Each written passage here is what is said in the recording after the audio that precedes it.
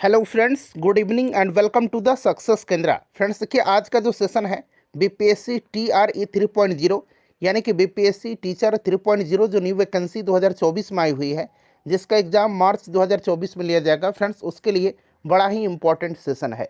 यहाँ पर आप देख सकते हैं फ्रेंड्स, आज इस सेशन में हम लोग वर्ल्ड हिस्ट्री से, जी हाँ फ्रेंड्स, विश्व के इतिहास से, यानी कि बीपीएससी टीआरई 3.0 के लिए हम लोग वर्ल्ड हिस्ट्री से, विश्व के इतिहास से संबंधित जितने भी महत्वपूर्ण प्रश्न हैं जो आपके एग्जाम के दृष्टिकोण से काफ़ी महत्वपूर्ण हैं, उन सभी प्रश्नों को आज हम लोग एक ही सेशन में कवर कर लेंगे। फ्रेंड्स एक बार सभी लोग जल्दी से प्लीज़ सेशन को लाइक कर दीजिए और इसका लिंक फटाफट किसी भी एक ग्रुप में जहाँ कहीं भी आप हैं वहाँ पर शेयर कर दीजिए। चैनल पर अगर आप पहली बार विजिट कर रहे हैं तो चैनल को सब्सक्राइब कर लीजिएगा और जो बगल में बेल आइकन है, घंटी का निशान है, उसको ज़रूर दबा लीजिएगा, ताकि जब भी बीपीएससी टीआरई 3.0 से संबंधित कोई भी इंपॉर्टेंट वीडियो अपलोड किया जाए तो उसका नोटिफिकेशन सबसे पहले आपके पास पहुंच जाए। तो चलिए फ्रेंड्स, बिना देरी किए हुए सेशन आज के स्टार्ट करते हैं। एक बार सभी लोग प्लीज़ जल्दी से सेशन को लाइक कर दीजिए और इसका लिंक फटाफट किसी भी एक ग्रुप में जहाँ कहीं भी आप हैं वहाँ पर शेयर कर दीजिए। चलिए फ्रेंड्स, आज का सेशन अब स्टार्ट करते हैं हम लोग। तो फ्रेंड्स जैसे मैंने आपको बताया है कि आज इस सेशन में हम लोग बीपीएससी टीआरई 3.0 यानी कि बीपीएससी टीचर 3.0 जो वैकेंसी 2024 में आई हुई है, फ्रेंड्स उसके लिए हम लोग वर्ल्ड हिस्ट्री यानी कि विश्व के इतिहास से संबंधित जितने भी महत्वपूर्ण प्रश्न आपके एग्जाम के दृष्टिकोण से बनेंगे, उन सभी प्रश्नों को आज हम लोग एक ही सेशन में कवर कर लेंगे। बड़ा ही इंपॉर्टेंट सेशन रहने वाला है आपके एग्जाम के दृष्टिकोण से, यानी कि बीपीएससी टी 3.0 के दृष्टिकोण से, इसीलिए सेशन को ध्यानपूर्वक देखिएगा। और फ्रेंड्स आपसे मैं रिक्वेस्ट कर रहा हूं कि प्लीज़ सेशन को लाइक कर दीजिए एक बार, जिन्होंने भी लाइक नहीं किया है। देखिए 3 से 4 घंटा मैंने अपना इंपॉर्टेंट समय दिया है इस सेशन को तैयार करने में। सो प्लीज़ सेशन को लाइक ज़रूर करें और इसको ज़्यादा से ज़्यादा शेयर करिएगा। सभी लोग किसी भी एक ग्रुप में फटाफट इसको शेयर कर दीजिए। चलिए स्टार्ट करते हैं। पहला प्रश्न पढ़ेंगे कि कौन से यूरोपीय देशों ने भौगोलिक खोज प्रारंभ की जिससे अमेरिका, एशिया एवं अफ्रीका का औपनिवेशीकरण प्रारंभ हुआ। देखिए आंसर सभी लोगों को कमेंट करते चलना है। इससे क्या होगा कि आपका रिवीजन होते चलेगा और साथ ही साथ जो भी मैं एक्सप्लेन करूंगा उसको भी ध्यानपूर्वक सुनिएगा। इस तरह से आपके एक प्रश्न के साथ साथ 2 से 3 प्रश्न जो है कवर होते चलेंगे। चलिए बताइएगा राइट आंसर इसका क्या होगा। कौन से यूरोपीय देशों ने भौगोलिक खोज प्रारंभ की जिससे अमेरिका, एशिया एवं अफ्रीका का औपनिवेशीकरण प्रारंभ हुआ। देखिए ये प्रश्न पिछली बार बीपीएससी टीआरई 2.0 2023 में यह प्रश्न पूछा गया है। इसका correct answer option number A हो जाएगा, पुर्तगाल एवं स्पेन। और आपको पता भी है फ्रेंड्स कि अमेरिका की खोज क्रिस्टोफर कोलंबस ने किया था और एक अमेरिगो वेस्पुसी नामक जो इटली का यात्री था, उसी के नाम पर अमेरिका का नाम अमेरिका पड़ा था। प्रशांत महासागर का नामकरण स्पेन का एक निवासी था मैगलन, जिसने जो है समुद्री मार्ग से संपूर्ण विश्व का चक्कर लगाया था। पहला व्यक्ति था मैगलन, उसी ने प्रशांत महासागर का नामकरण भी किया था मैगलन। ये प्रश्न बनता भी है, ठीक है ना, याद रखिएगा। प्रश्न पूछा जाएगा कि समुद्री मार्ग से संपूर्ण विश्व का चक्कर लगाने वाला प्रथम व्यक्ति कौन था, तो फ्रेंड्स ये मैगलन था। क्लियर ना। चलिए नेक्स्ट क्वेश्चन करेंगे। दूसरा प्रश्न है कि बोस्टन टी पार्टी की घटना कब हुई थी। बड़ा ही इंपॉर्टेंट क्वेश्चन है, ये वीवीआई क्वेश्चन है। चलिए सभी लोग आंसर कमेंट करिए।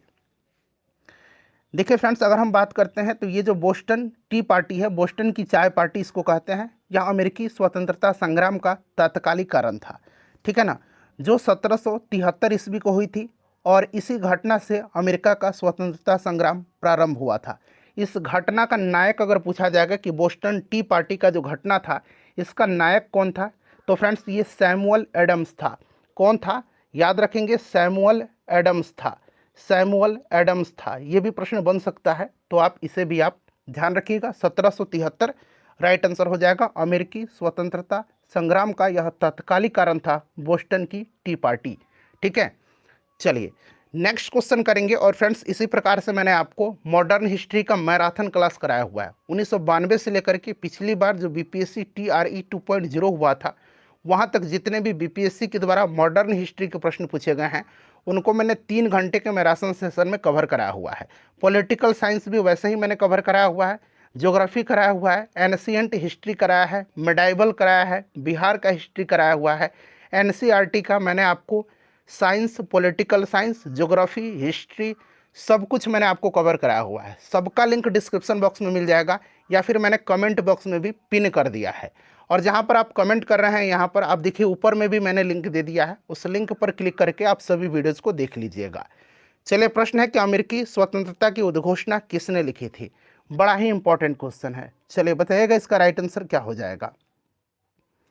करेक्ट आंसर इसका फ्रेंड्स क्या हो जाएगा?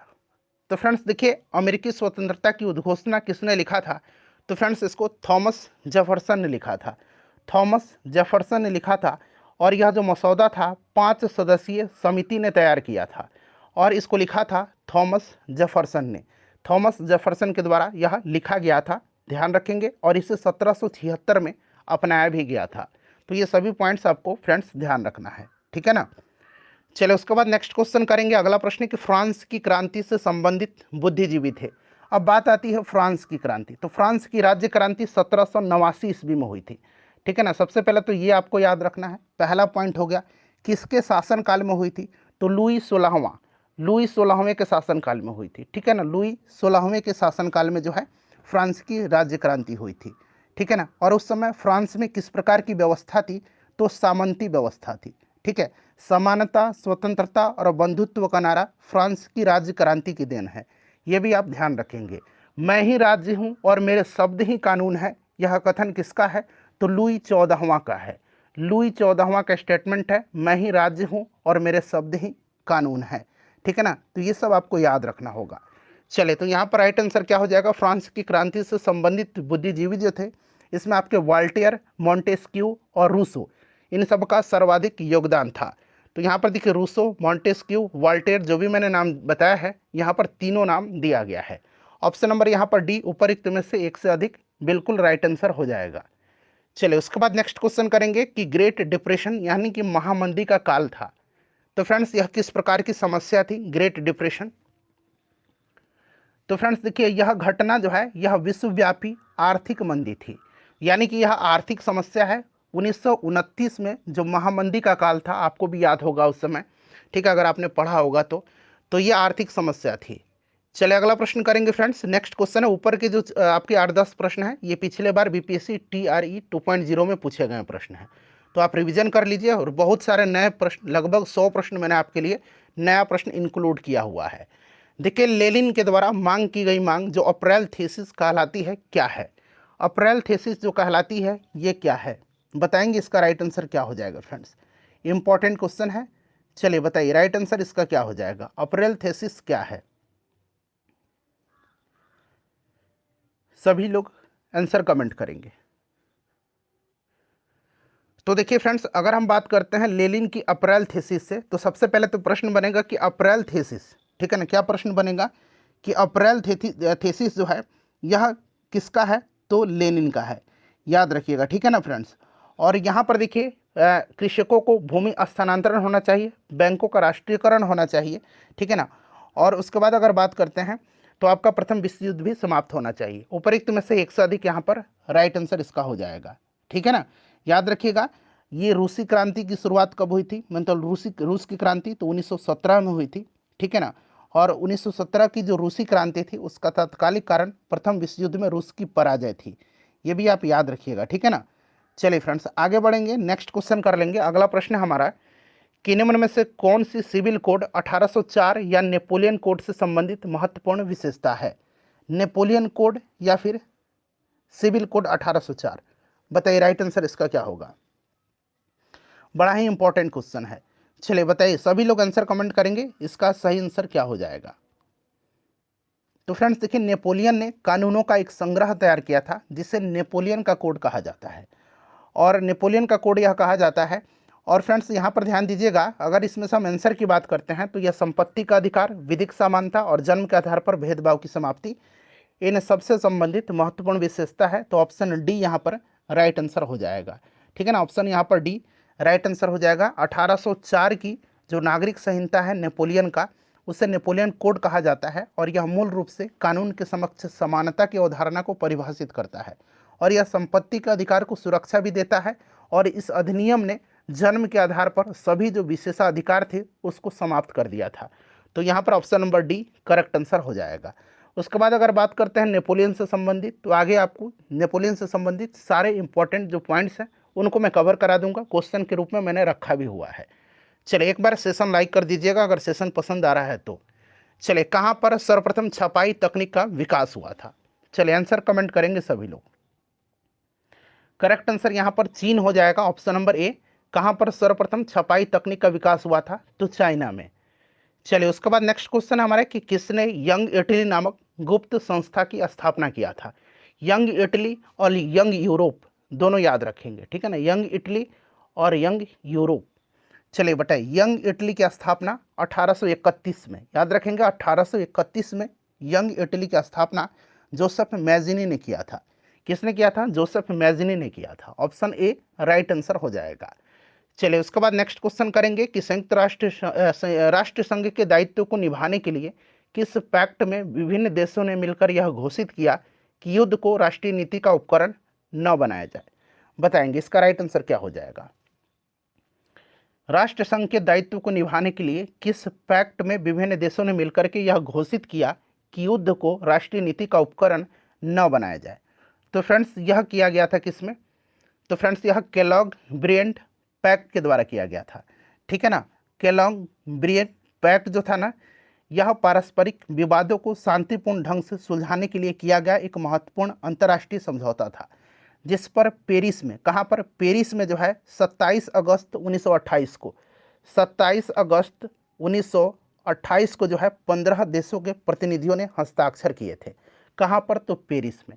केलॉग ब्रियंट पैक्ट याद रखेंगे, बड़ा ही इंपॉर्टेंट है, ये डेट भी आप याद रखिएगा।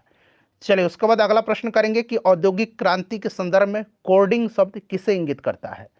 औद्योगिक क्रांति के संदर्भ में कोडिंग शब्द जो है यह किसे इंगित करता है? बताइए। तो फ्रेंड्स उस प्रक्रिया को जिसमें कपास या ऊन की कटाई की जाती है। ऑप्शन यहाँ पर बी राइट आंसर हो जाएगा। ये भी प्रीवियस ईयर का क्वेश्चन है। चलिए उसके बाद देखिए, संयुक्त राष्ट्र संघ यानी कि यूएनओ के संविधान चार्टर में कुल कितने अनुच्छेद तथा अध्याय हैं? बताइए। यूएनओ की बात करते हैं यानी कि संयुक्त राष्ट्र संघ की, तो इसकी स्थापना याद रखिएगा 24 अक्टूबर 1945 को हुई थी, ठीक है ना। इसमें 111 अनुच्छेद हैं और 19 अध्याय हैं, यानी कि ऑप्शन नंबर यहाँ पर बी राइट आंसर इसका हो जाएगा, ठीक है ना फ्रेंड्स। चलिए अगला प्रश्न कर लेंगे। अब नेक्स्ट क्वेश्चन है हमारा कि ब्रेटन वुड्स सम्मेलन का मुख्य उद्देश्य क्या था? ब्रेटन वुड्स सम्मेलन का मुख्य उद्देश्य क्या था? चलिए बताइए राइट आंसर इसका क्या होगा। तो देखिए ब्रेटन वुड्स सम्मेलन जो है ये हुआ था कब, ये भी आपको याद रखना है। तो देखिए ब्रेटन वुड्स सम्मेलन जो था ना, ये हुआ था आपका कब? तो 1944 में हुआ था। कब हुआ था ब्रेटन वुड्स सम्मेलन? तो फ्रेंड्स यह 1944 में हुआ था और 44 देशों के प्रतिनिधियों ने इस सम्मेलन में शामिल भी हुए थे, ठीक है ना, याद रखिएगा। और आर्थिक व्यवस्था और अंतर्राष्ट्रीय सहयोग की एक ऐसी प्रणाली पर सहमत होना था जो देशों को युद्ध की तबाही से उबारने और दीर्घकालिक वैश्विक विकास को बढ़ावा देने में मदद करेगी। यह उसका मुख्य उद्देश्य था। तो यहाँ पर देखिएगा एक से अधिक यहाँ पर करेक्ट आंसर इसका हो जाएगा, ठीक है ना। चलिए और एक प्रश्न भी बनता है कि ब्रेटन वुड्स का ट्विन किसको कहा जाता है? ब्रेटन वुड्स का ट्विन किसको कहा जाता है? तो ये आगे प्रश्न आपको मिलेगा, मैं आपको करा दूंगा। अगर आप आंसर जानते हैं तो कमेंट करके बता दीजिए, ठीक है ना। चलिए उसके बाद देखिएगा कि चीनी लोक गणराज्य की स्थापना कब हुई थी? चीनी लोक गणराज्य की स्थापना कब हुई थी? चलिए सभी लोग आंसर कमेंट करेंगे। चीनी लोक गणराज्य की स्थापना जो है यह कब हुई थी? बड़ा ही इंपॉर्टेंट क्वेश्चन है, बताइए करेक्ट आंसर इसका क्या हो जाएगा। चीनी लोक गणराज्य की स्थापना जो है ये हुई थी कब? सभी लोग आंसर कमेंट करेंगे, सभी लोग आंसर कमेंट करिएगा, इसका करेक्ट आंसर क्या होगा बताइए। तो यहाँ पर देखिए 1948 हो जाएगा, ठीक है ना, माओ त्से तुंग के नेतृत्व में, ठीक है। चलिए उसके बाद नेक्स्ट क्वेश्चन कर लेंगे। अगला प्रश्न है हमारा 1948 दिया गया, कहीं आपको 1949 भी मिल जाता है ना, ठीक है ना। चलिए उसके बाद नेक्स्ट क्वेश्चन कर लेंगे। अगला प्रश्न है हमारा कि औद्योगिक क्रांति के उत्थान में किस कारक ने सहायक की भूमिका निभाई थी? किस कारक ने सहायक की भूमिका निभाई थी? बताइए राइट आंसर क्या हो जाएगा। औद्योगिक क्रांति के कारक जो हैं उसमें सहायक की भूमिका, तो यहाँ पर देख लीजिएगा आपको पूंजी तथा नई प्रौद्योगिकियाँ थी, बहुत सारे उस समय विकास भी हुए थे, जैसे कि स्पिनिंग जेनी का, ठीक है ना, उसके बाद फ्लाइंग शटल का, ये सब आगे मैं आपको बताऊंगा, ठीक है। और उसके बाद व्यापार पर से भी प्रतिबंध हटा लिया गया था, कृषि क्रांति थी उस समय, तो 1 से अधिक यहाँ पर राइट आंसर हो जाएगा। चलिए अगला प्रश्न है कि इनमें से कौन अंतर्राष्ट्रीय न्यायालय में प्रथम भारतीय न्यायाधीश था। अंतर्राष्ट्रीय न्यायालय यानी कि आईसीजे की बात को की जा रही है, इंटरनेशनल कोर्ट ऑफ जस्टिस की, जिसका हेडक्वार्टर नीदरलैंड के द हेग में है। ठीक है ना, द हेग में है, ये भी आप ध्यान रख सकते हैं। और प्रथम भारतीय न्यायाधीश जो थे ये डॉक्टर नागेंद्र सिंह थे। ऑप्शन नंबर यहाँ पर ए राइट आंसर हो जाएगा। देखिए किस चरण को पुनर्जागरण काल कहा जाता है, किस चरण को पुनर्जागरण काल कहा जाता है। तो देखिए 14वीं और 16वीं शताब्दी के बीच, कहीं कहीं 17वीं भी मिलेगा। ठीक है ना, तो आप घबराइए मत, 14वीं से 17वीं या फिर 16वीं कहिए, इस सदी के बीच यूरोप में जो सांस्कृतिक और धार्मिक प्रगति, आंदोलन तथा युद्ध हुए उन्हें ही पुनर्जागरण कहा जाता है। तो यहाँ से देखिए 14वीं से 16वीं शताब्दी दिया भी गया है। ठीक है। अच्छा, पुनर्जागरण के संबंध में कुछ पॉइंट्स मैं आपको बता दे रहा हूँ ताकि आपको एग्जाम के दृष्टिकोण से ये महत्वपूर्ण है। जैसे कि पुनर्जागरण का प्रारंभ पूछेगा कहाँ पर हुआ था, तो इटली के फ्लोरेंस नगर में हुई थी। इटली के फ्लोरेंस नगर में हुई थी, यहाँ मैं लिख देता हूँ इटली के फ्लोरेंस नगर में। ठीक है ना, चलिए इटली के फ्लोरेंस नगर में हुई थी। क्लियर, फिर से मैं लिख देता हूँ, इटली के फ्लोरेंस नगर में हुई थी। ठीक है ना, याद रखिएगा। और इटली का जो महान कवि था दांते, इटली का महान कवि दांते जो था, इसी को पुनर्जागरण का अग्रदूत माना जाता है। ठीक है ना, याद रखिएगा, बड़ा ही इंपॉर्टेंट है। क्लियर, चलिए आगे आपको मिलेगा। ठीक है ना, और भी पॉइंट्स मैं आपको डिस्कस कराते चलूँगा। चलिए उसके बाद नेक्स्ट क्वेश्चन है हमारा, अगला प्रश्न है कि पुनर्जागरण काल का माइकल एंजेलो कौन था। माइकल एंजेलो जो था ये कौन था। माइकल एंजेलो का नाम आपको याद रखना है, यह एक प्रसिद्ध चित्रकार था। क्या था, चित्रकार था। और एंजेलो की 2 कृतियां हैं, इनकी 2 कृतियां बड़ा महत्वपूर्ण है। The last judgment, the last judgment, यहाँ मैं लिखता हूँ द लास्ट जजमेंट पूछा जाएगा किसकी कृति है, तो ये माइकल एंजेलो की कृति है। ठीक है ना, एक और मैं बता रहा हूँ, the fall of man, the fall of man, ये किसकी कृति है, तो ये भी आपको माइकल एंजेलो की है। द लास्ट जजमेंट और द फॉल ऑफ मैन, ये 2 आप दिमाग में बैठा लीजिएगा। ठीक है ना, उसके बाद देखिए द लास्ट सपर और मोनालिसा, ये किसकी 2 चित्रकारी है, तो ये लियोनार्डो द विंची की है। ठीक है ना, याद रखिएगा, लियोनार्डो द विंची की है। और देखिए फ्रेंड्स, राफेल एक नाम का चित्रकार था, राफेल नाम का। तो ये जो है राफेल, इनकी सर्वश्रेष्ठ कृति है जीसस क्राइस्ट की माता मैडोना का चित्र। ठीक है ना, तो मैडोना का चित्र भी आप याद रखिएगा, किसकी है मैडोना की चित्र, मैडोना की चित्र जो है ये राफेल की है। क्लियर, तो ये सब पॉइंट्स आप ध्यान रखेंगे। चलिए अगला प्रश्न है कि फ्लाइंग शटल का आविष्कार किसने किया था। फ्लाइंग शटल का आविष्कार किसने किया था। अब यहाँ पर ध्यान से सुनते चलिएगा, 4-5 पॉइंट मैं आपको बताने वाला हूँ जो आपकी एग्जाम के दृष्टिकोण से महत्वपूर्ण होगा। फ्लाइंग शटल का आविष्कार जो है ये किया था किसने, जॉन के ने किया था। ठीक है। अच्छा, उसके बाद पूछा जाएगा आपसे कि स्पिनिंग म्यूल का आविष्कार किसने किया था। स्पिनिंग म्यूल का आविष्कार, तो स्पिनिंग म्यूल का ये आधा मौ है, म्यूल का आविष्कार किसने किया, क्रॉम्पटन ने किया था। किसने किया था, क्रॉम्पटन ने किया था, क्रॉम्पटन ने किया था, याद रखिएगा। ठीक है ना, उसके बाद सेफ्टी लैंप हैम्फ्री डेवी का था। उसके बाद स्पिनिंग जेनी पूछा जाता है, एक पूछा जाएगा पानी की शक्ति से चालित स्पिनिंग जेनी, उसका आविष्कार रिचर्ड आर्कराइट ने किया था। यहाँ पर देखिए आर्कराइट है। और एक स्पिनिंग जेनी सिर्फ पूछेगा तो जेम्स हारग्रीव्स ने किया था। ठीक है, तो ये सब आप याद रखेंगे। चलिए अगला प्रश्न है कि किस वर्ष लिवरपूल और मैनचेस्टर के मध्य जॉर्ज स्टीफेंसन ने रेलवे चलाई थी। बताइए राइट आंसर क्या हो जाएगा, किस वर्ष लिवरपूल और मैनचेस्टर के मध्य जॉर्ज स्टीफेंसन ने रेलवे चलाई थी। करेक्ट आंसर इसका 1829 हो जाएगा, 1829 है, इसे भी आप ध्यान रखिएगा। चलिए उसके बाद देखिएगा कि द वेल्थ ऑफ नेशंस किसकी रचना है। द वेल्थ ऑफ नेशंस किसकी रचना है, तो फ्रेंड्स यह प्रसिद्ध पुस्तक है एडम स्मिथ की। ठीक है ना, किसकी पुस्तक है यह, एडम स्मिथ की पुस्तक है। चलिए उसके बाद नेक्स्ट क्वेश्चन है हमारा कि डिस्कोर्स ऑन इक्वालिटी यानी कि सेकंड डिस्कोर्स किसने लिखा है। बताइए राइट आंसर क्या हो जाएगा इसका। करेक्ट आंसर कमेंट करिएगा, बड़ा ही इंपॉर्टेंट है। क्वेश्चन क्या है, डिस्कोर्स ऑन इक्वालिटी। ठीक है ना, बताइएगा किसने लिखा है। राइट आंसर इसका क्या हो जाएगा, discourse on equality second discourse जो है ये किसकी है, तो फ्रेंड्स यह रूसो की है। किसकी है, रूसो की है। रूसो यहाँ पर राइट आंसर हो जाएगा, option number C correct answer हो जाएगा रूसो की, ठीक है ना। सोशल कॉन्ट्रैक्ट भी है एक, सोशल कॉन्ट्रैक्ट, ये भी आपका रूसो की रचना है, याद रखिएगा, आगे मैं आपको सब कुछ बता दूंगा, ठीक है ना। सोशल कॉन्ट्रैक्ट रूसो की रचना है, याद रखिएगा। चलिए नेक्स्ट क्वेश्चन कर लेंगे। अच्छा, सोशल कॉन्ट्रैक्ट आपसे पूछा जाए किसकी रचना है, तो क्या आप बताएंगे सोशल कॉन्ट्रैक्ट किसकी रचना है? सोशल कॉन्ट्रैक्ट किसकी रचना है? सोशल कॉन्ट्रैक्ट रूसो की रचना है, ठीक है ना। सोशल कॉन्ट्रैक्ट ये बड़ा महत्वपूर्ण है, याद रखिएगा, ठीक है। चलिए अगला प्रश्न है कि किस द्वीप पर नेपोलियन बोनापार्ट का जन्म हुआ था? किस द्वीप पर नेपोलियन बोनापार्ट का जन्म हुआ था?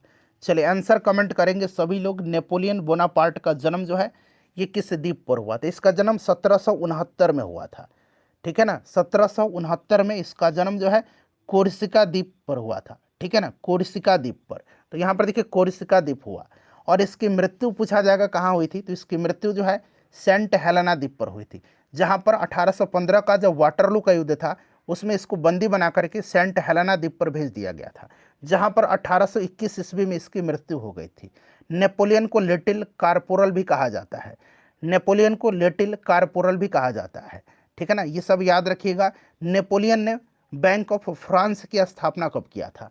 बैंक ऑफ फ्रांस की स्थापना 1800 ईस्वी में किया था, ये भी प्रश्न बनेगा, ठीक है ना, ये भी प्रश्न बनेगा, याद रखिएगा।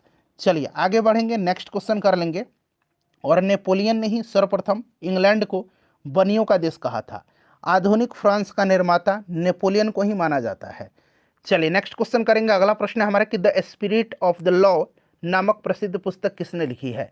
The spirit of the law, ये जो पुस्तक है यह पुस्तक है किसकी? बताइए राइट आंसर इसका क्या हो जाएगा। The spirit of the law, यह पुस्तक किसकी है?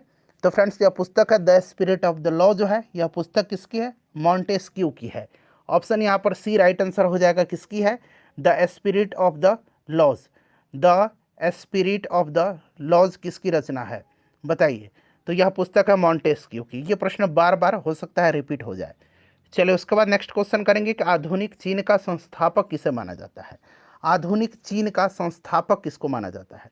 चलिए बताइएगा राइट आंसर क्या हो जाएगा। आधुनिक चीन का संस्थापक किसको माना जाता है? तो आधुनिक चीन का संस्थापक माना जाता है सन यात सेन को। किसको माना जाता है? सन यात सेन को माना जाता है, ठीक है ना। और ये 1911 में हुई थी जो चीनी क्रांति, इसके नायक थे। इनको चीन का राष्ट्रपिता भी कहा जाता है। और देखिए 1912 में सन यात सेन ने कुओमिंतांग पार्टी की स्थापना किया था। कुओमिंतांग पार्टी की स्थापना किसने किया था? तो याद रखेंगे सन यात सेन ने किया था, ठीक है ना। ये सब प्रश्न बनता है तो आपको याद रखना है, डॉक्टर सन यात सेन को चीन का राष्ट्रपिता भी कहा जाता है, ठीक है। चलिए तो यहाँ पर सन यात सेन राइट आंसर हो जाएगा। चलिए उसके बाद देखिएगा क्रिस्टोफर कोलंबस ने निम्नलिखित में से किसकी खोज किया था? तो मैंने आपको बताया था क्रिस्टोफर कोलंबस ने खोज किया था किसका? तो फ्रेंड्स खोज किया था क्रिस्टोफर कोलंबस ने अमेरिका का। अमेरिका यहाँ पर राइट आंसर हो जाएगा, अमेरिका का खोज किया था। समुद्री मार्ग से संपूर्ण विश्व का चक्कर लगाने वाला प्रथम व्यक्ति कौन था? तो ये मैगलन था। कौन था? मैगलन था। ये मैंने ऑलरेडी आपको बता दिया है। अच्छा, वास्को डिगामा भारत कब पहुंचा था? ये आप मुझे कमेंट करके बताइएगा। 1498 में, ठीक है ना। चलिए उसके बाद अगला प्रश्न है हमारा कि यूरोप वासियों ने कंपास का ज्ञान, या कभी कभी हिंदी में इस तरह से दिक्सूचक यंत्र का ज्ञान किससे सीखा? बताइए। तो यूरोप वासियों ने कंपास का ज्ञान किससे सीखा? तो ये सीखा अरबों से। अच्छा, अरबों ने किससे सीखा? तो अरबों ने सीखा चीनियों से। सबसे पहले चीनियों से सीखा अरबों ने, और फिर अरबों ने सिखा दिया यूरोप वासियों को। चलिए उसके बाद नेक्स्ट क्वेश्चन है हमारा कि विश्व का चक्कर किस यात्री ने सर्वप्रथम लगाया था? चलिए बताइएगा। यही प्रश्न मैं आपको उसी समय से बता रहा हूँ कि आपको कौन सा, कि समुद्री मार्ग से संपूर्ण विश्व का चक्कर लगाने वाला व्यक्ति कौन था? तो ये मैगलन था। मैगलन यहाँ पर राइट आंसर हो जाएगा। चलिए अगला प्रश्न करेंगे फ्रेंड्स। नेक्स्ट क्वेश्चन है हमारा कि गौरवपूर्ण क्रांति की घटना इंग्लैंड में कब घटित हुई थी?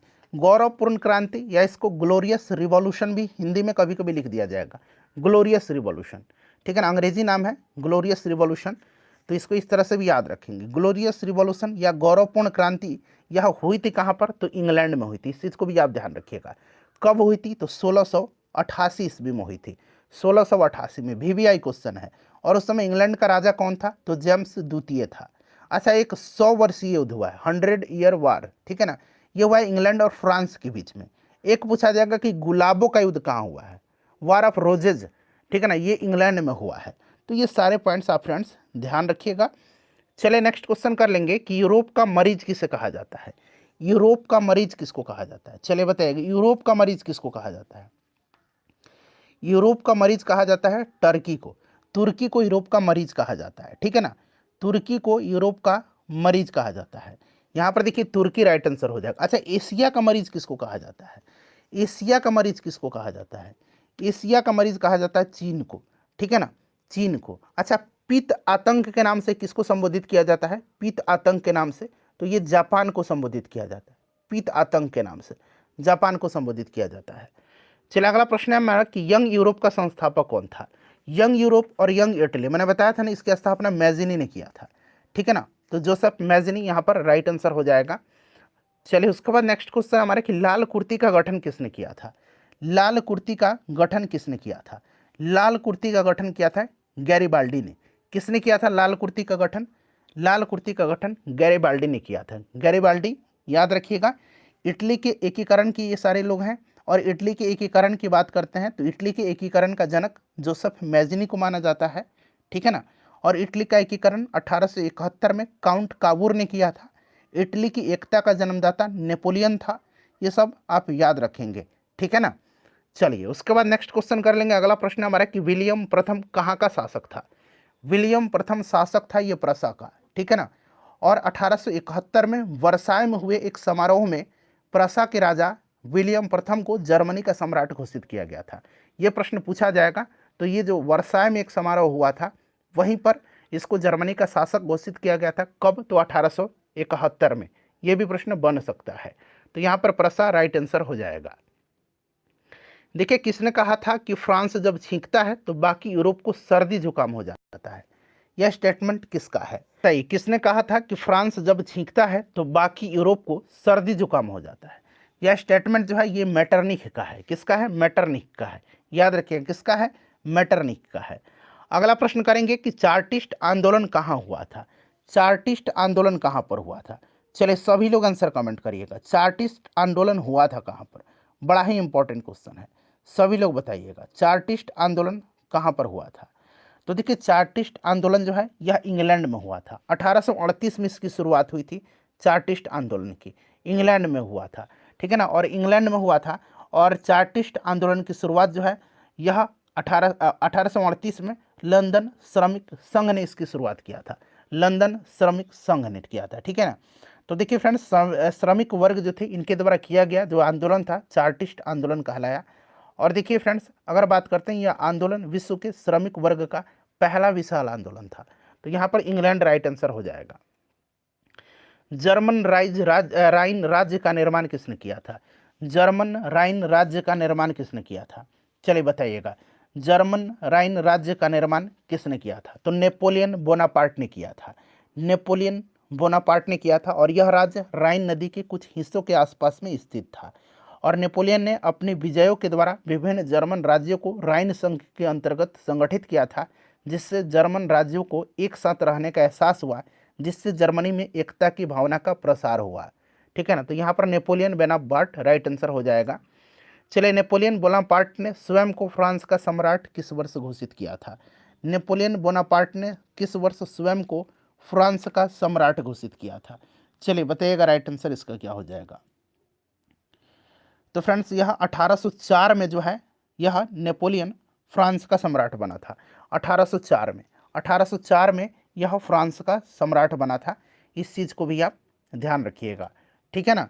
1804 में बना था। कब बना था, तो 1804 में बना था। चलिए उसके बाद नेक्स्ट क्वेश्चन कर लेंगे। अगला प्रश्न है हमारा कि फ्रांस की राज्य क्रांति 1789 ईस्वी में किसके शासनकाल में हुई थी। तो फ्रांस की राज्य क्रांति 1789 में हुई थी। और मैंने आपको बताया था डिस्कशन के दौरान कि किसके शासनकाल में हुई थी। तो फ्रेंड्स यह लुई 16वां था। लुई 16वां यहाँ पर करेक्ट आंसर हो जाएगा, ठीक है ना, याद रखिएगा। चलिए उसके बाद नेक्स्ट क्वेश्चन करेंगे कि लेटर्स ऑन इंग्लिश जो है यह किसकी रचना है। लेटर्स ऑन इंग्लिश जो है यह किसकी रचना है, चलिए बताइएगा राइट आंसर क्या हो जाएगा। Letters on English, letters on English जो है यह वाल्टेयर की रचना है, ठीक है ना। और सोशल कॉन्ट्रैक्ट रूसो की रचना है। कानून की आत्मा की रचना किसने किया था। कानून की आत्मा की रचना मॉन्टेस्क्यू ने किया था। ठीक है ना। चलिए, सभी पॉइंट्स आपको ध्यान रखना है फ्रेंड्स, मैं प्रयास कर रहा हूं कि कोई भी इंपॉर्टेंट पॉइंट्स छूटे ना। चलिए, अगला प्रश्न है हमारा कि लेनिन ने नई आर्थिक नीति की स्थापना कब की, यानी कि नई आर्थिक नीति की घोषणा लेनिन ने कब किया था। चलिए बताइएगा, लेनिन ने नई आर्थिक नीति की घोषणा कब किया था। राइट आंसर क्या हो जाएगा। तो फ्रेंड्स, यह किया था कब, 1921 में लेनिन ने रूस में नई आर्थिक नीति लागू किया था, 1921 में। ऑप्शन नंबर यहाँ पर सी राइट आंसर हो जाएगा। ठीक है ना। चलिए, उसके बाद नेक्स्ट क्वेश्चन करेंगे। अगला प्रश्न है हमारा कि सोशल कॉन्ट्रैक्ट किसकी रचना है। तो ये रूसो की रचना है, मैंने आपको बता ही दिया ये रूसो की रचना है। ठीक है। लेनिन की मृत्यु अगर पूछा जाए कब हुई थी, तो 1924 में हुई थी, और 1921 में इसने नई आर्थिक नीति लागू किया था। ठीक है। और आधुनिक रूस का निर्माता अगर पूछा जाएगा किसको कहा जाता है, तो आधुनिक रूस का निर्माता स्टालिन को कहा जाता है। ठीक है, स्टालिन को कहा जाता है। अच्छा, एक राइट्स ऑफ मैन है, rights of man, rights of man अंग्रेजी में लिख देता हूँ। राइट्स ऑफ मैन किसकी रचना है अगर पूछा जाएगा, तो याद रखेंगे rights of man Thomas Paine की रचना है, टॉमस पेन की रचना है राइट्स ऑफ मैन। ठीक है ना, किसकी रचना है, टॉमस पेन की है। क्लियर। अच्छा, मदर किसकी रचना है, मदर किसकी रचना, मदर पूछेगा किसकी रचना है, तो ये मैक्सिम गोर्की की रचना है। गोर्की आप याद रखिएगा, मैक्सिम गोर्की की रचना है मदर। ठीक है ना। चलिए, नेक्स्ट क्वेश्चन कर लेंगे। अगला प्रश्न हमारा कि वार एंड पीस किसकी रचना है। वार एंड पीस जो है यह आपका लियो टॉल्स्टॉय की रचना है, वार एंड पीस। उसके बाद देखिएगा कि 1917 की बोल्शेविक क्रांति का नेतृत्व किसने किया था। 1917 की बोल्शेविक क्रांति का नेतृत्व किसने किया था, बताइए। तो फ्रेंड्स, ये लेनिन था, बोल्शेविक दल का नेता था लेनिन। ठीक है ना, बोल्शेविक का अर्थ होता है बहुसंख्यक, याद रखिएगा, लेनिन राइट आंसर हो जाएगा। अगला प्रश्न है कि लाल सेना का गठन किसने किया था। लाल सेना का गठन किसने किया था, बताइए। लाल सेना का गठन किसने किया था, लाल सेना का गठन किया था ट्रास्टस्की ने। ठीक है ना, ट्रास्टस्की ने किया था, याद रखिएगा, इंपॉर्टेंट क्वेश्चन है। चलिए फ्रेंड्स, नेक्स्ट क्वेश्चन है कि निहिलिस्ट आंदोलन कहाँ शुरू हुआ था। निहिलिस्ट आंदोलन शुरू कहाँ पर हुआ था, निहिलिस्ट आंदोलन कहाँ स्टार्ट हुआ था। तो फ्रेंड्स, यह रसिया में हुआ था, रूस में निहिलिस्ट आंदोलन शुरू हुआ था। ठीक है ना। चलिए, उसके बाद नेक्स्ट क्वेश्चन है कि वैज्ञानिक समाजवाद का संस्थापक निम्नलिखित में से कौन था। वैज्ञानिक समाजवाद का संस्थापक किसको माना जाता है, बताइए। तो फ्रेंड्स, यह कार्ल मार्क्स को माना जाता है, कार्ल मार्क्स राइट आंसर हो जाएगा। अच्छा, कार्ल मार्क्स की रचना याद रखेंगे, दास कैपिटल और कम्युनिस्ट मैनिफेस्टो। ठीक है ना, इसे आप जरूर याद रखिएगा। चलिए, दुनिया के मजदूरों एक हो, यह नारा कार्ल मार्क्स ने दिया था। क्लियर ना। चलिए, देखिए, आधुनिक रूस का निर्माता किसे माना जाता है, अभी मैंने बताया था स्टालिन को आधुनिक रूस का निर्माता कहा जाता है। चलिए, उसके बाद नेक्स्ट क्वेश्चन है हमारा कि मीन कैंप निम्नलिखित में से किसकी आत्मकथा है। मीन कैंप जो है यह किसकी आत्मकथा है, तो मीन कैंप हिटलर की आत्मकथा है। किसकी आत्मकथा है फ्रेंड्स, यह हिटलर की आत्मकथा है मीन कैंप, या मेरा संघर्ष अगर हिंदी में आ जाए तो याद रखेंगे। इटली के एकीकरण का जनक किसे माना जाता है, इटली के एकीकरण का जनक जो है यह माना जाता है जोसेफ मैजनी को। और 1871 में इटली का एकीकरण काउंट कावूर ने किया था, काउंट कावूर ने किया था। ठीक है ना, काउंट कावूर ने किया था, काउंट कावूर ने किया था, याद रखिएगा। चलिए, नेक्स्ट क्वेश्चन करेंगे कि हिंद चीन में कौन सा देश सम्मिलित नहीं है। अच्छा, हिंद चीन के अंतर्गत कौन कौन से देश आते थे, तो हिंद चीन में आपका लाओस, कंबोडिया और वियतनाम आते थे। तो इसमें से देखिए कौन सा देश सम्मिलित नहीं है, तो चूंकि ये तीनों हिंद चीन के अंतर्गत आते थे, यही तीन देश हिंद चीन में सम्मिलित थे, लाओस, कंबोडिया और वियतनाम। ये नाम आपको याद रखना है, इनमें से कोई नहीं, यहाँ पर उपरोक्त में से कोई नहीं इसका राइट आंसर होगा। चलिए, उसके बाद नेक्स्ट क्वेश्चन हमारा कि the history of the loss of Vietnam पुस्तक किसने लिखी है। The history of the loss of Vietnam पुस्तक को लिखा किसने है, तो फ्रेंड्स इसको लिखा है फान बोई चाउ ने, फान बोई चाउ ने लिखा है। ठीक है ना, याद रखिएगा। चलिए, नेक्स्ट क्वेश्चन करेंगे कि जर्मनी में नाजी दल का उत्थान किसके नेतृत्व में हुआ था। जर्मनी में नाजी दल का उत्थान जो हुआ था किसके नेतृत्व में हुआ था, चलिए बताएंगे राइट आंसर इसका क्या हो जाएगा। जर्मनी में नाजी दल का उत्थान जो हुआ था यह किसके नेतृत्व में हुआ था, तो यह हुआ था हिटलर के नेतृत्व में, हिटलर के नेतृत्व में हुआ था। फ्रेंड्स ध्यान रखिएगा, 1920 में हिटलर ने नाजी दल की स्थापना किया था। 1920 में हिटलर ने नाजी दल या नेशनल सोशलिस्ट पार्टी की स्थापना किया था। ठीक है ना। चलिए, तो ये सब पॉइंट्स याद रखिएगा। एक राष्ट्र एक नेता का नारा हिटलर ने दिया था, एक राष्ट्र एक नेता का नारा हिटलर ने दिया था। ठीक है, हिटलर की आत्मकथा मीन कैंप है, अंग्रेजी में इसको इस तरह से माई कैंप इस तरह से लिखा जाता है, ठीक है, याद रखिएगा। क्लियर। चलिए अगला प्रश्न करेंगे, नेक्स्ट क्वेश्चन कर लेंगे। अगला प्रश्न है हमारा, तो यहाँ पर हिटलर राइट आंसर हो जाएगा। चलिए उसके बाद देखिएगा कि स्पिनिंग म्यूल का आविष्कार किसने किया था। तो मैंने शायद आपको बता ही दिया था कि स्पिनिंग म्यूल का आविष्कार किसने किया था। स्पिनिंग म्यूल का आविष्कार क्रॉम्पटन ने किया था। किसने? क्रॉम्पटन ने किया था। फ्लाइंग शटल का आविष्कार किसने किया था? जॉन के ने किया था। चलिए अगला प्रश्न है कि वास्प इंजन की खोज किसने किया है। वास्प इंजन की खोज किसने किया था? तो वास्प इंजन की खोज जो है यह किया है किसने, बताइए? जेम्स वाट ने। चलिए उसके बाद नेक्स्ट क्वेश्चन है हमारा कि निम्नलिखित में से किसे ब्रेटन वुड्स ट्विन के नाम से जाना जाता है। ब्रेटन वुड्स ट्विन के नाम से जाना जाता है। 1944 में हुआ था ब्रेटन वुड्स सम्मेलन। 44 देशों के प्रतिनिधियों ने इसमें भाग लिया था। और देखिए फ्रेंड्स, याद रखिएगा, ये कहा जाता है वर्ल्ड बैंक और IMF को, इंटरनेशनल मॉनेटरी फंड को। चलिए उसके बाद देखिएगा कि विश्व की सबसे पहली भूमिगत रेल का उद्घाटन कब किया गया। विश्व में सबसे पहले जो है भूमिगत रेल का उद्घाटन लंदन में किया गया था 10 फरवरी, 1 मिनट रुक जाइए, 10 जनवरी 1863 को। 10 जनवरी 1863 को, ये वाला आंसर सही है, 10 जनवरी 1863 को। चलिए उसके बाद देखिए विश्व में सर्वप्रथम मुद्रण की शुरुआत कहाँ पर हुई थी। सर्वप्रथम मुद्रण की शुरुआत कहाँ पर हुई थी, बताएंगे राइट आंसर इसका क्या होगा। सर्वप्रथम मुद्रण की शुरुआत जो हुई थी ये कहाँ पर हुई थी। तो फ्रेंड्स ये चीन में हुई थी, ठीक है ना, चीन में ही हुई थी, तो चीन यहाँ पर राइट आंसर हो जाएगा। चलो उसके बाद अगला प्रश्न है हमारा कि द लास्ट सपर किसकी कृति है।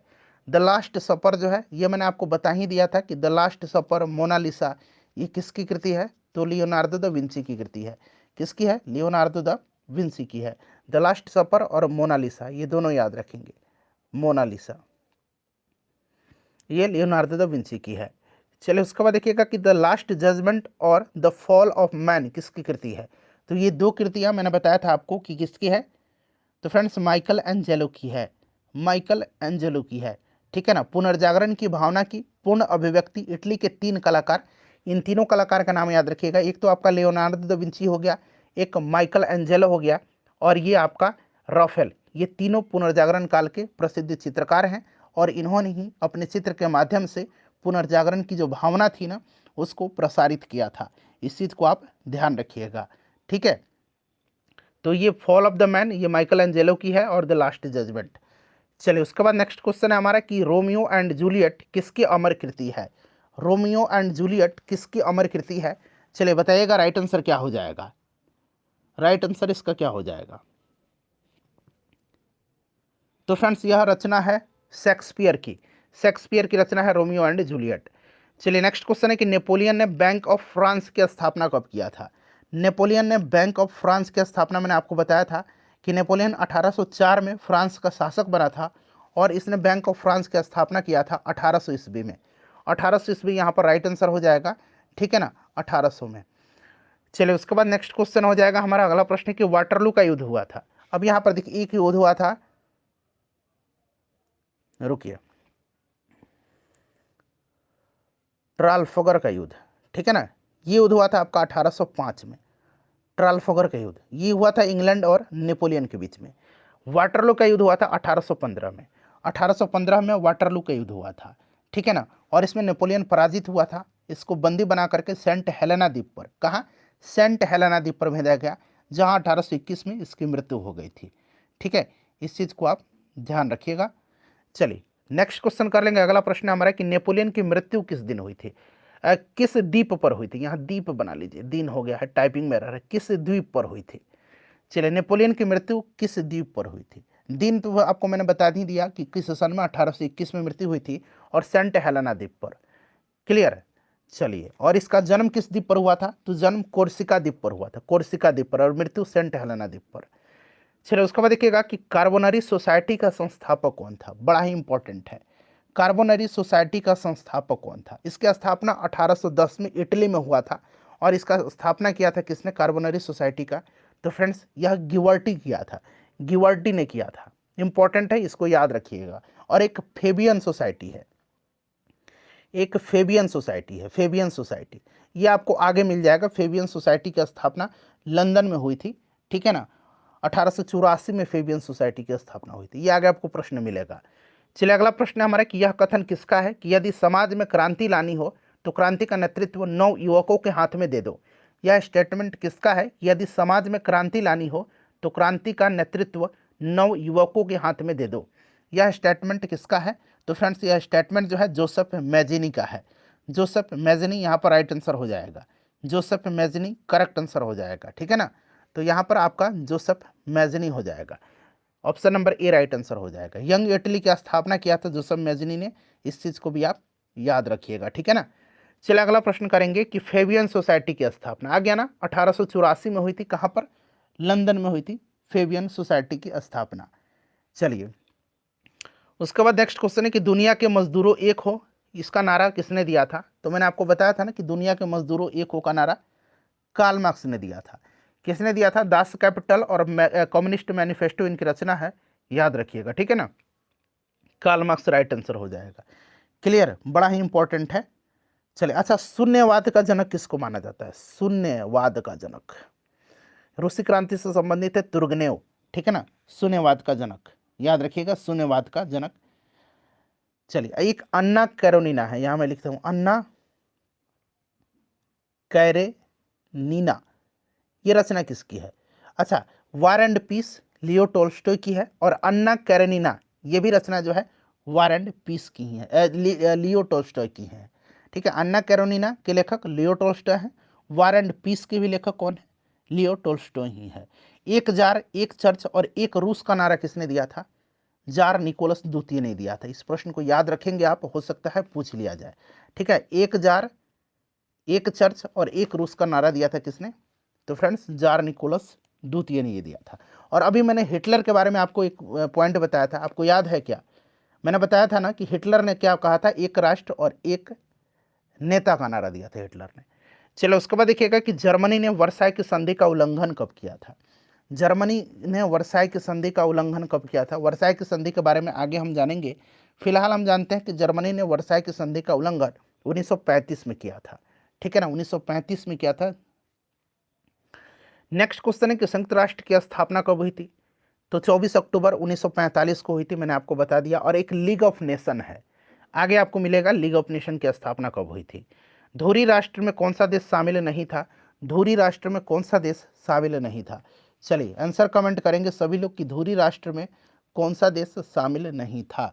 धुरी राष्ट्र की बात करते हैं तो धुरी राष्ट्रों का नेतृत्व जर्मनी कर रहा था, और इसमें शामिल देश जो अन्य थे वो ऑस्ट्रिया, हंगरी और इटली थे।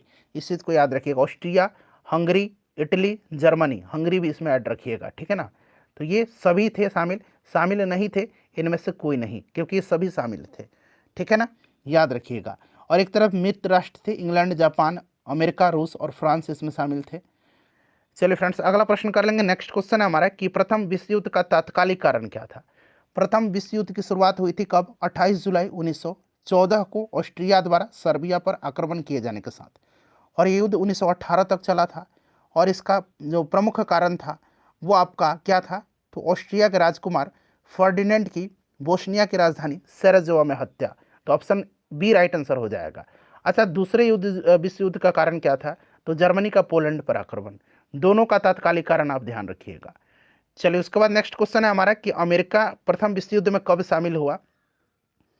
अमेरिका प्रथम विश्व युद्ध में शामिल कब हुआ था? तो फ्रेंड्स ये 1917 में प्रथम विश्व युद्ध में शामिल हुआ था अमेरिका, ठीक है। अमेरिका 1917 में प्रथम विश्व युद्ध में शामिल हुआ था। चलिए उसके बाद नेक्स्ट क्वेश्चन कर लेंगे। अगला प्रश्न है हमारा, तो 1917 यहाँ पर करेक्ट आंसर हो जाएगा, ऑप्शन नंबर सी। चलिए मैं ही राज्य हूँ और मेरे शब्द ही कानून है, यह किसका स्टेटमेंट है? तो फ्रेंड्स यह नारा जो है मैं ही राज्य हूँ और मेरे शब्द ही कानून है, यह किसका कथन है, किसका नारा है? तो फ्रेंड्स देखिए यह नारा जो है किसका है बताइए?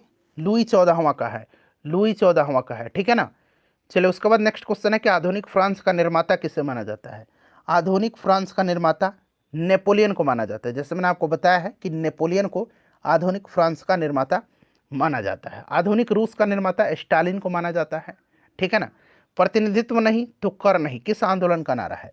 प्रतिनिधित्व नहीं तो कर नहीं, यह किस आंदोलन का नारा है? तो फ्रेंड्स देखिए अमेरिकी स्वतंत्रता संग्राम के दौरान अमेरिका वासियों ने यह नारा दिया था कि प्रतिनिधित्व नहीं तो कर नहीं। तो अमेरिकी स्वतंत्रता संग्राम यहाँ पर राइट आंसर हो जाएगा। ठीक है, याद रखेंगे। अच्छा, रेड इंडियन पूछा जाएगा कि रेड इंडियन कहाँ के मूल निवासी हैं, तो रेड इंडियन अमेरिका के मूल निवासी हैं। ठीक है ना, इस चीज़ को आप ध्यान रखिएगा। चलिए फ्रेंड्स, अगला प्रश्न करेंगे कि साम्यवादी शासन का पहला प्रयोग कहाँ हुआ था। साम्यवादी शासन का पहला प्रयोग, तो इसका प्रयोग रसिया में हुआ था। साम्यवादी शासन का पहला प्रयोग, ये VVI क्वेश्चन है। साम्यवादी शासन का पहला प्रयोग रूस में हुआ था। चलिए, उसके बाद देखिए 1917 ईस्वी में कौन सा देश प्रथम विश्व युद्ध से अलग हो गया था।